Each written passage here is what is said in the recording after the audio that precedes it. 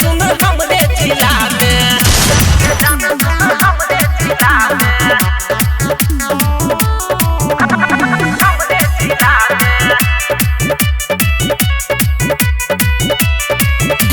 नाली के सब छै पे पहाड़ी जल छै खाली रंगदारी के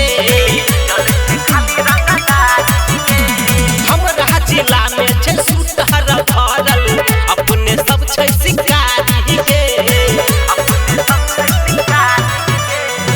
पावर बहुते छै हमरा जिला में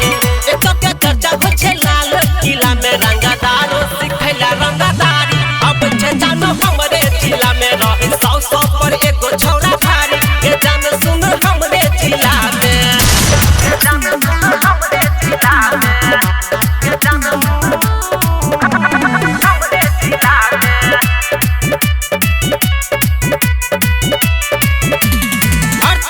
जिला में सबसे छै ऊपर सब हो छै शहरे आम के